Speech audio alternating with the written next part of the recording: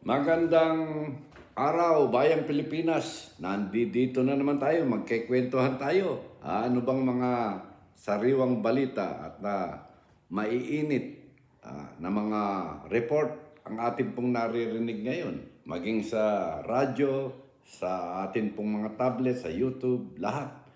Yun na lamang pong nangyayari dyan sa EDSA, kung saan ito pong grupo ng DDS, grupo na po ng loyalist ng mga Duterte, nagtitipon-tipon po dyan, kung saan doon din po nagtipon yung EDSA 1 at saka EDSA 2. Ngayon, mukhang ibig lang sariwain ang mga nangyari nung mga nagdaang panahon dito po sa kanila pong pagtitipon.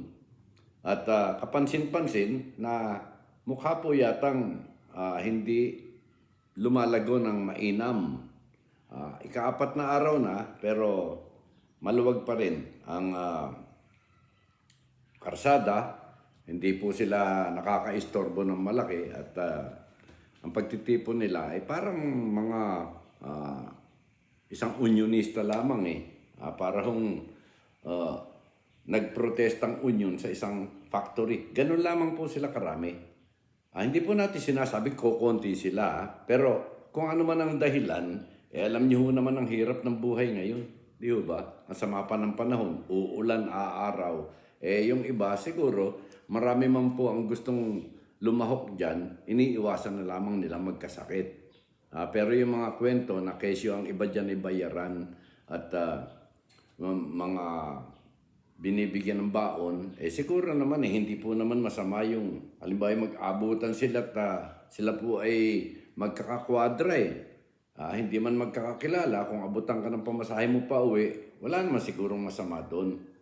Hindi naman daw sila humihingi ng mga kontribusyon sa mga dumadaan Alam niyo po nung EDSA 1, tayo po ay kalahok dyan Lumahok po tayo dyan sa EDSA 1 noong pong 1986. At manaka-naka, meron nung nag-aabot talaga ng pagkain. Meron pong nagtitinda pero meron nung namimigay ng libre talaga. Yun ang mga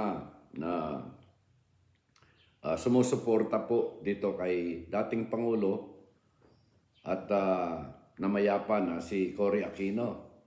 Alam niyo po naman ang politika nung araw Yung liberal talagang kinilala yan bilang matibay na oposisyonista ng nasyonalista. Magkabunggo talaga yan Pero nung pong si President Marcos, mukhang kanya pong pinalabo yung pangalang nasyonalista at KBL na po ang kanyang ginamit dahil doon sa kanyang panunungkulan na gusto niya magkaroon siya siguro ng sarili niyang identity. So yung kilusang bagong lipunan ang ginamit na partido. Ilang eleksyon din ang naganap at may black voting nga lang. Di ba? Ganon. Kaya napakahirap manalo ng mga kandidato noon laban kay dating Pangulong Ferdinand Marcos Sr. Ngayon, yung pong pag-aaklas dyan sa EDSA, hindi po matatawag na pag-aaklas Nagtipon-tipon ng mga nagre-reklamo. Wala ho namang armas Wala naman silang dalang armas kundi sombrero at mga maliliit na tuwalya. Siyempre may tag-init po noon Tag-init. Pero hindi ganito kainit. Yung init po ngayon kakaiba.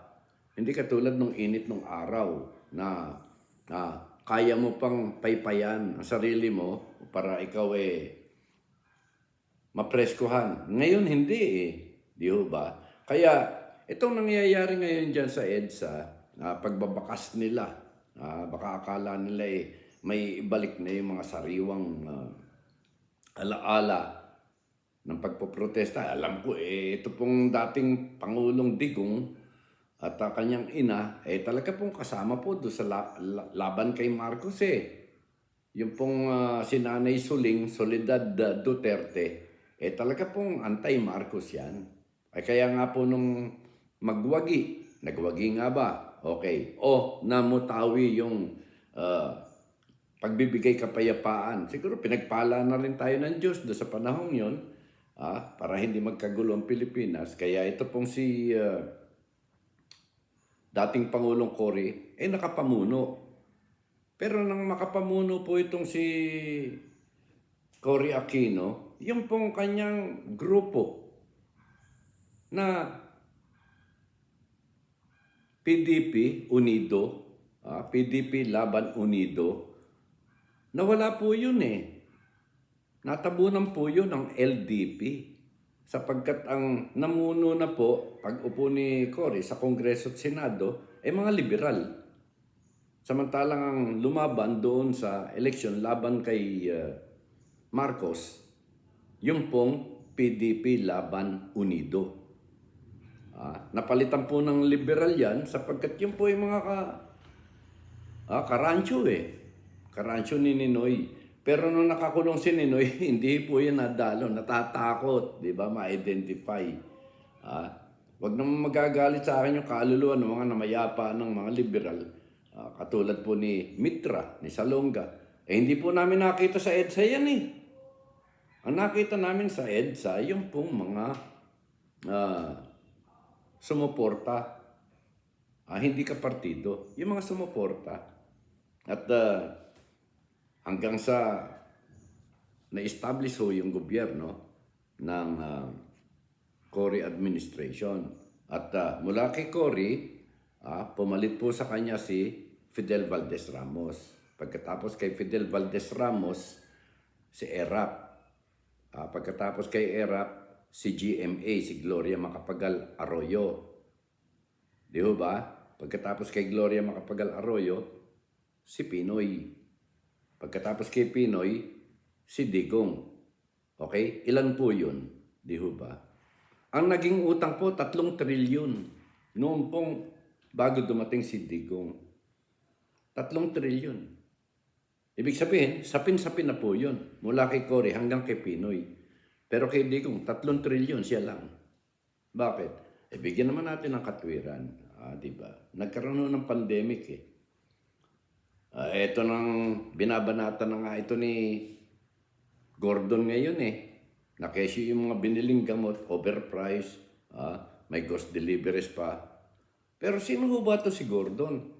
Itong si Richard Gordon nung araw ito, halos ang, kumbaga sa tumbang preso ito ho yung latang maingay na tinatamaan ng bato parate. Balatenga sa kuryente ng mga gagamba, ganun. Napakarami po ng inis dyan kay Gordon. Pero nung kakampi siya ni Digong, talagang kanya lahat ang mikropono. Di ba? Hanggang sa palitan niya nga sa committee chairmanship, itong si Laila de Lima. Anyway, mga kababayan, tapos na yan itong si Gordon, kahit mag-ingay na mag-ingay ngayon, hindi na pinapansin ng tao. Di ba? Dati-rating ikaw talaga namang sub-sub kalingot sa kandungan ni Digong Pagkatapos binabanatan mo ngayon. Mabuti si Trillanes, talagang yan lutang na kaaway. Kaaway nga rin Enrile yan Di ba? Yan. Okay, pag-usapan natin ngayon. Yung pong mainit na talakayin hinggil dito sa impeachment complaint na ibig ilatag doon po sa Kongreso laban kay Vice President Sara Duterte dahil di umano sa mga katiwalian, hindi maipaliwanag na pondo. Okay. Marami naman na nagtatanggol doon sa confidential fund na kesyo yung confidential fund talaga namang hindi regular na ino-audit. Although meron mga bagay dyan na sinasaliksik ng COA, na Commission on Audit, at binibigyan ng klasifikasyon, may mga disallowance na sinasabi nila na hindi ina-allowed. Hindi naman sinasabing babawiin yung pera doon sa ganon. Hindi ho ba? Kaya, maliwanag na meron pong kakaibang distinction yung pong regular na pondo kaysa sa dito po sa confidential fund. Lamang, hinahalukay nitong mga politiko na bakit daw si Leni Robredo wala namang confidential fund, di ba? Nakapagpatuloy ng kanyang panunungkulan, maayos naman ang naging panunungkulan, at ayun, ha? Katulad dito suot natin, kulay pink, hindi ako bumoto kay Lenny. Ah, hindi po. Ito paborito ko lang kulay talaga. Kahit na nung ako'y nangangampanya sa kalaban ni Lenny, pink din na suot ko eh. Ang sarap, malamig sa katawan, di ba? Oh, mapagkamalang ka ng, alam mo na, pero hindi ganun. Okay, mga kababayan natin. Ito pong paglalatag ng impeachment complaint. Nagkaroon po ng magandang issue. Na kesyo, bakit daw sinasagkaan itong si President Bongbong Marcos? Parang kumbaga sa pananaw nila at pakiramdam, yung pong impeachment complaint, malasado po ang pagharap dito pong ating Pangulo. Malasado. In the sense na parang, wag nyo muna ituloy. Ano bang gagawin? Bakit?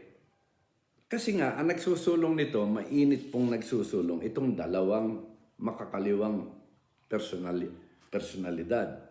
Ito pong si Congressman Franz Castro at ang dating congressman na si Teddy Casino.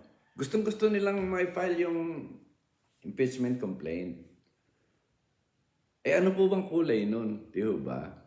Kung ikaw man si President Bongbong, ang mga advisors nito, maaaring ang sinasabi, teka muna, bongit. Teka muna, bongit.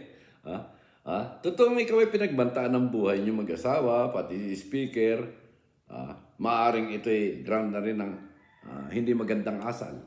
Diba? May pagmumura pa eh. Pero, yung mga ground for impeachment, yan itatalakayin pa sa loob ng Kamara. Pagbobotohan po yan, ipapasa sa Senado at ang magiging huwes dyan yung Senado.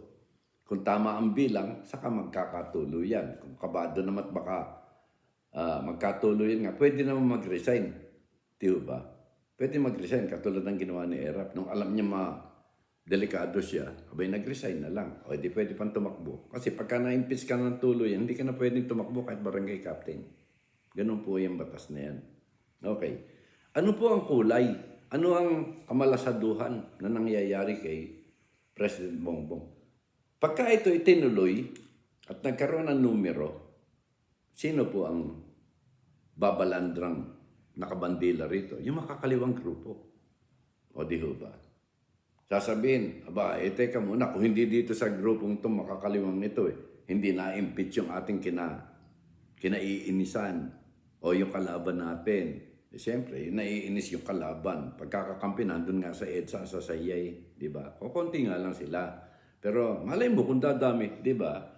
Hindi naman natin mahuhulaan yan Bakit nga ba? Kasi lalabas na magiging bayani. Baka makatawag ng simpatiya. At pagka lumaki ang grupong ito, katulad nga po nung sinasagkaan nitong si Digong, at ipinagpatuloy po nitong si Vice President Sara Duterte, yung pong kanilang itinatag. Anong itinatag na? NTF-ELCAC. Yan. National Task Force to End Local Communist Armed Conflict. Yan. Itinatag po nila, pinondohan nila yan. Hanggang sa, yan ay kinakampanya nung pong si Celis doon sa SMNI. Kasama si Miss Badoy. Parati lang binabanatan yung mga komunista. Kasi itong si Celis, dati raw komunista, na kumalas. Sinasabi naman ng mga komunista, hindi yan, hindi komunista yan. Nasa listahan nga ni Digong yan nung araw doon sa drug list niya di ba? Pero yan po ang talagang katotohanan noon. Ang katotohanan, ito pong NTF-ELCAC na ito. Mukhang ang pananaw ni Presidente, malamang, ito po yung ating haka-haka malamang na baka ito ihaharap na parang ganti kay BP Sara. Dinurog nyo kaming mga NPA doon sa bundok, dudurugin din namin kayo ngayon. Pagkakataon na namin ito, sapagkat nakaupo kami rito, pwede namin isampa yung impeachment complaint. Di ho ba? Yan ang nakikita natin. Hindi marahil gusto ni PBBM ang magmistulang ganti na makakaliwang grupo. Yung pong gagawin nilang impeachment complaint, lalo na kung ito'y magtagumpay. Kung i-file man nila ito at hindi naman matuluyan, talagang makikita mo, mararamdaman mo parang ganti lamang ito against doon po sa ginawa ng mag-ama na pagtatatag ng NTF-ELCAC. O di ba? Kung iba ngayon na magpa-file ng impeachment complaint at hindi yung dalawa, di ba? Baka mamaya sabi ni Bongbong sige na nga. Di ba? Okay, mga kababayan natin. Tatapusin natin ganito ang ating kwentuhan. Kayo po na may mag-subscribe. Mag-like kayo. At i-share nyo sa inyong mga kaibigan itong ating munting pagkikwentuhan dito sa Bakas ni Kokoy. At syempre, ang inaasahan po natin dyan, ito pong sana ay pagpalain tayo ng Panginoon Diyos ng bansa natin, hindi naman magkagulo, hindi magkaroon ng kaguluhan, sapagkat masisira po ekonomiya natin. Pati po yung mga investors natin dyan, foreign investors natin, baka mapanghinaan ng loob. Sayang naman, di ba? Okay? Maraming salamat, Bayang Pilipinas, at tandaan nyo pakiramdaman nyo, subaybayan. Susunod, tatalakayin natin ano ba ang magandang uri ng pamamahala sa bansa. Demokrasya, socialist democrat, o komunismo. Yan, ang ganda niyan. Yung tatlong yan, pag-uusapan natin sa susunod. Maraming salamat. God bless. Perlas ng Silangan.